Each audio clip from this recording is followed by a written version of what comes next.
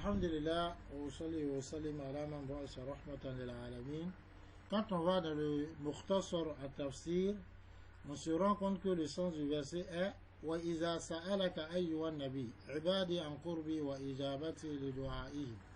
Lorsque mes serviteurs t'interrogent sur ma proximité et mon exaucement de leurs invocations, ô toi le prophète, fa inni qarib minhum, je suis proche d'eux, alimun bi ahwalihi, connaisseur de leurs états et de leur situation, sami'un li du'aihim, j'entends leurs invocations, fala yahtajuna ila wasata, ils n'ont pas besoin donc d'intermédiaires, comme ceux qui disent on va tel qu'à la mort pour faire tel travail pour eux, ou bien on va voir les charlatans ou les devins ou des gens qui tracent pour dire ils vont voir leur destin, donc ils n'ont pas besoin d'intermédiaires, ou bien ils disent qu'ils vont invoquer les saints qui sont morts afin que ceux-là intercèdent auprès d'Allah pour eux. Tout ça, il dit ils n'ont pas besoin de ça. Voilà, il a raf'i aswatihim, ils n'ont pas besoin aussi d'élever leur voix. Ujibu da'wata da'i, je réponds ou j'exauce l'invocation de l'invocateur Iza da'ani, lorsqu'il m'invoque mukhlisun bi du'a'ahu, alors que il est sincère, il voue sincèrement mais vous sincèrement son invocation. Falyanqadu li, que mes serviteurs donc se mettent à moi, wali awamiri, et à mes ordres, wa yusbitu ala imanihim, et qu'ils soient fermes sur leur foi, fa inna dhalika anfa'u wasilatin li ijabati, car le fait donc qu'ils soient fermes sur leur foi et qu'ils se plient à mes injonctions, cela fait partie des moyens les plus profitables pour qu'ils soient exaucés. La'allahum yaslukuna bidhalika sabil ar-rushd, afin que par cela ils suivent la voie de la bonne direction dans leurs affaires fi shu'unihim ad-diniyya wa dunyawiyya, dans leurs affaires religieuses et mondaines. Donc Allah est proche de ses serviteurs, il les englobe. Sa science est parfaite, il a la science parfaite de leurs différents états, et pour cela il entend leurs invocations et il exauce leurs demandes. On doit pouvoir demander beaucoup à Allah subhanahu wa ta'ala, surtout dans ce mois de Ramadan. Ensuite, on va arriver sur les fawaïd al-ayat, des joyaux contenus dans le verset. قوله تعالى قال دي وإذا سألك عبادي عني فإني قريب أجيب دعوة الداعي إذا دعان، فيه إشارة إلى أن الصائم مرجو الإجابة، وإلى أن شهر رمضان مرجوة دعواته، وإلى مشروعية الدعاء عند انتهاء كل يوم من رمضان. انظر تفسير ابن عاشور. Car a dit, lorsque mes serviteurs t'interrogent à mon sujet, je suis tout proche, je réponds à l'appel de l'invocateur lorsqu'il m'invoque.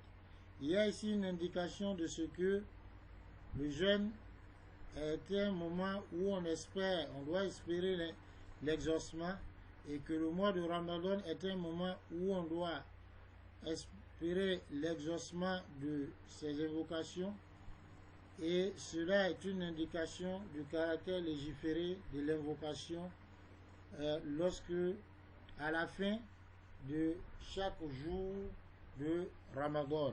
Donc on nous incite à invoquer beaucoup Allah subhanahu wa ta'ala durant ce mois de Ramadan.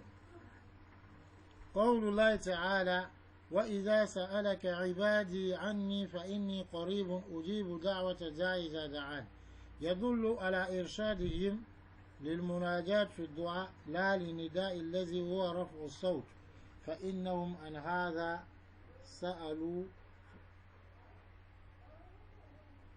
فأجيبوا بأن ربهم تبارك وتعالى قريب لا يحتاج في دعائه وسؤاله إلى النداء، وإنما يسأل مسألة القريب المناجي لا مسألة البعيد المنادي، وهذا القرب من الله هو قرب خاص ليس قربا عام من كل أحد، فهو سبحانه قريب من داعيه. انظر بدائع الفوائد لابن القيم. Lorsqu'Allah dit, lorsque mes serviteurs t'interrogent à mon sujet, je suis tout proche, j'exauce l'invocation de celui qui m'invoque, cela indique qu'Allah subhanahu wa ta'ala nous oriente vers al-munajat, c'est-à-dire l'invoquer mais à voix basse dans l'invocation, mais pas un nida qui est l'invoqué à haute voix, qui est le fait donc d'élever la voix, parce qu'ils ont demandé Rasul sallallahu à son sujet.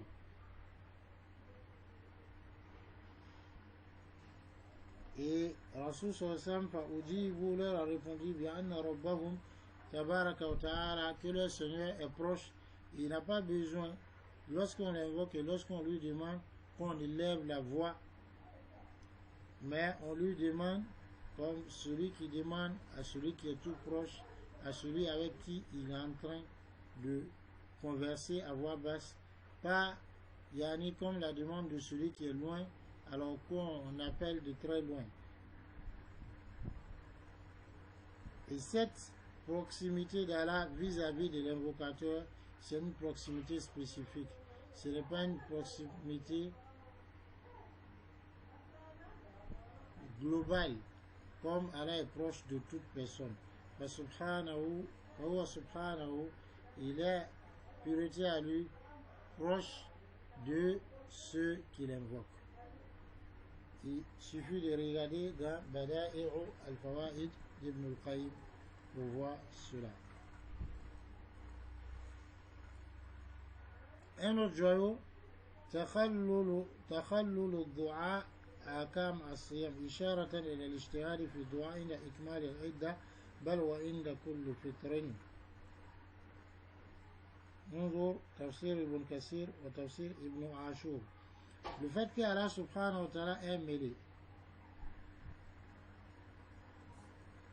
la doigt aux règles du jeûne, c'est une indication de ce qu'on doit s'efforcer à invoquer Allah subhanahu wa ta'ala au moment où on est en train de compléter le nombre de jours de Ramadan et plus,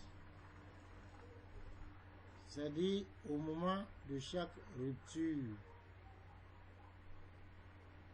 من ألهم الدعاء فقد أريد به الإجابة، فإن الله سبحانه وتعالى يقول ادعوني أستجيب لكم، وقال هنا وإذا سألك عبادي أني فإني قريب أجيب دعوة داعي إذا دعان. انظر الجواب الكافي لابن القيم. Celui à qui Allah a donné l'intuition de faire l'invocation, c'est que celui-là a voulu de lui l'exaucement. Parce qu'Allah dit subhanahu wa ta'ala, invoquez-moi et je vous exaucerai. Et ici il dit, lorsque mes serviteurs t'interrogent à mon sujet, je suis proche, je réponds et j'exauce l'invocation de celui qui m'invoque lorsqu'il m'invoque. Une autre chose, قوله تعالى إذا سألك عبادي عني فإني قريب أجيب دعوة داع إذا دعان، أطلقت في إجابة الدعوة دون تقييد بالمشيئة، في حين قيدت بالمشيئة في قوله فيكشف ما تدعون إليه إن شاء، وذلك لأن الآية الأولى في دعاء المؤمنين فلم تقيد بالمشيئة، لأن دعاء المؤمن لا يرد إلا إذا كان باسم أو قطيعة وما جرى مجرى ذلك. أما الآية الثانية التي قيدت فقد جاءت في دعاء الكافر. Ici, Allah dit subhanahu wa ta'ala,